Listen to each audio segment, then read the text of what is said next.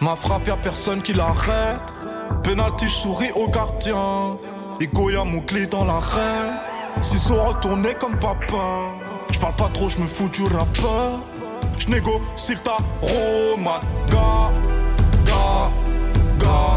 J'ai mal, j'vois mes semblables en bas. Faire ram pam pam pam. Ça va?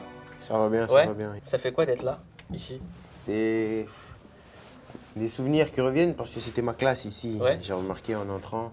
Et c'est des grands souvenirs de toute ma jeunesse. C'est toute ma jeunesse qui défile. Donc, On m'a montré une photo. Arrête. On m'a montré ça. Franchement, beau gosse.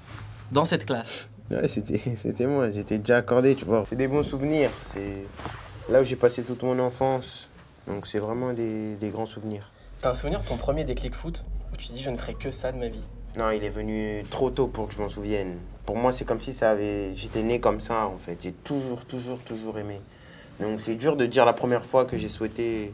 J'ai l'impression que c'est dès que je suis sorti du ventre, tout de suite j'ai aimé ça, donc j'ai pas de souvenir. Ce qu'on dit pas sur toi, ou en tout cas ce qu'on oublie souvent de dire, c'est que t'as que 18 ans.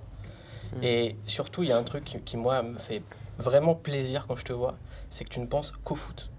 On est dans une classe d'enfants. Est-ce que le foot, c'est un jeu d'enfants? Bien sûr. Pour tous ceux qui sont passionnés. Après, chacun est libre de faire ce qu'il veut. Si certains considèrent ça comme un métier, c'est un métier aussi. Mais moi, je considère ça comme une passion. Et quand tu considères ça comme une passion, tu es obligé d'être comme un enfant sur un terrain. Prendre du plaisir, être vraiment content d'être là. Et te dire que des millions de personnes voudraient être à ta place. Et comme moi, j'ai voulu être à la place des gens et aujourd'hui, je suis à leur place. C'est vraiment un plaisir de se lever tous les matins pour aller jouer au foot. Parce que quand tu étais enfant, l'été, quand les autres partaient en vacances, toi, tu continuais à jouer. Oui, je jouais tout l'été. Je partais quand même en vacances, mais j'amenais toujours un ballon dans mon sac pour jouer tout seul avec des copains. Je me faisais des copains de foot, j'appelais ça des copains de foot. Tu partais en vacances, mais je les connaissais juste pour jouer au foot. Je connaissais même pas leur prénom. Et ça te fait quoi de savoir que maintenant, ton copain de foot, c'est Neymar, et que tu jouais avec lui à la console? C'était toi qui étais derrière l'écran, ouais. Et tu jouais avec Neymar. Franchement, quand j'ai appris qu'il venait, j'avais déjà pris ma décision de venir à Paris. Le président m'avait aussi annoncé qu'il allait venir. J'étais vraiment très content. Parce que quand vous dites, vous jouez avec une idole, c'est quelqu'un que tout le monde aime. Vous êtes obligé de l'aimer. Même si vous n'aimez pas le footballeur, vous aimez la personne parce que ça a l'air d'être un mec cool. Donc, Quand tu étais petit, il y avait une autre idole, c'était Zidane. Est-ce que c'est vrai que tu allais demander au coiffeur la coupe de Zidane? Ouais, c'est... Bah, à cette époque-là, je captais pas. J'étais un peu dans mon monde. Donc, ce qui fait que vraiment, je voulais faire la même coupe que lui. Parce que quand vous aimez un joueur, vous voulez tout faire comme lui. S'il mange des épinards alors qu'un enfant déteste les épinards, il va manger les épinards quand même.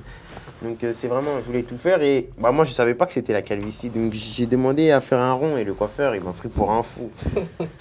Ça va, je trouve que t'es normal dans le game des coupes de footballeurs. Non, ça va. T'es pas parti en vrille quoi. Non. Il y a pire. Il y a pire, ouais. Il y a aussi un truc où c'est très maîtrisé chez toi, c'est les réseaux sociaux. Quand je voyais tes réseaux sociaux cet été, il y avait la rumeur PSG, pas PSG. Avec ma famille, on a beaucoup réfléchi. Je jouerai avec les Mercury à vapeur.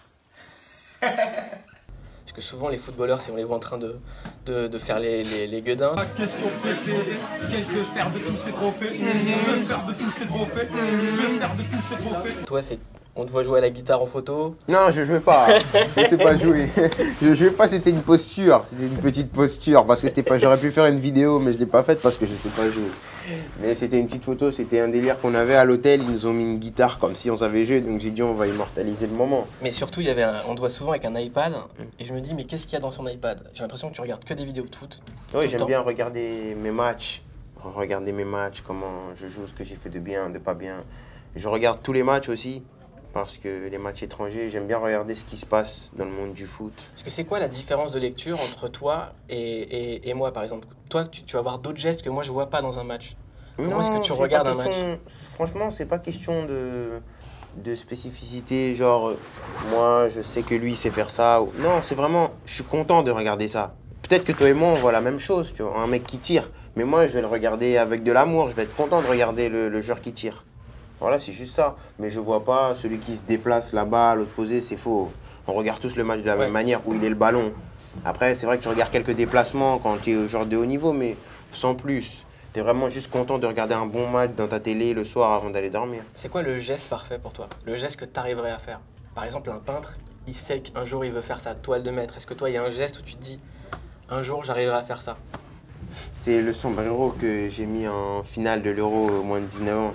C'était quelque chose que j'avais pris de Neymar, qu'il faisait au Brésil. Et avec les coéquipiers, on s'entraînait à l'entraînement et je le faisais à l'entraînement. Et les coéquipiers me disaient, mais c'est facile de nous le faire à nous, tu vas pas le faire en match. J'ai dit, ok, il y a une finale dimanche, regardez à la finale. Et après à la finale, je l'ai fait.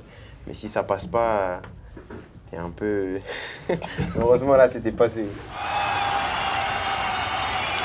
Quand tu nous racontes l'histoire, ce qu'on oublie de dire, c'est les heures que tu as données. Oui, tu travailles des jours et des jours, mais ça, c'est pas que le footballeur, dans la vie aussi. Si tu veux quelque chose, il faut travailler. Donc ça, c'est pas seulement les footballeurs qui sont comme ça, c'est dans la vie de tous les jours aussi. Lorsque tu veux quelque chose, il faut travailler pour l'avoir. Parce que la vie n'est pas simple et qu'il n'y a que les travailleurs qui obtiennent ce qu'ils veulent. Donc ça, c'est pas question de savoir le nombre d'heures. Tout le monde sait que tout le monde travaille.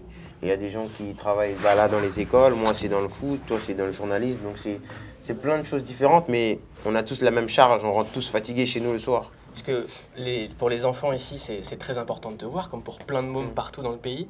Mais souvent les gens disent footballeur, je veux être footballeur en pensant que c'est un métier facile. Et toi, tu as le discours inverse. Tu leur dis, c'est pas un métier facile. Non, c'est quand même... Il faut faire plein de sacrifices.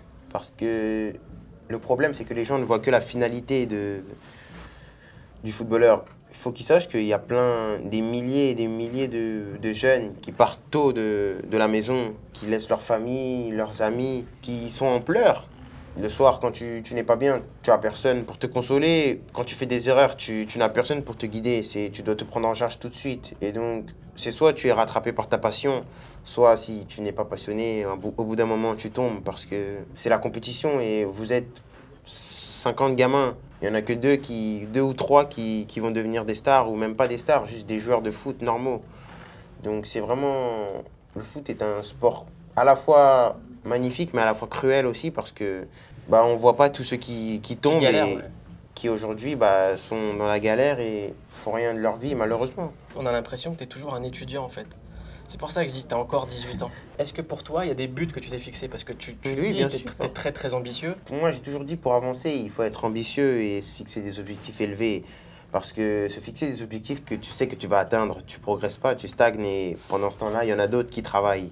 Parce qu'il n'y a pas que toi qui veux être le meilleur, il y en a plein qui veulent être le meilleur. Parce que c'est quoi le rêve pour toi? Le rêve, c'est de tout gagner, de connaître toutes les sensations de victoire. Et lorsque je regarderai dans ma salle de trophées chez moi, je dirais, moi, j'ai fait ça.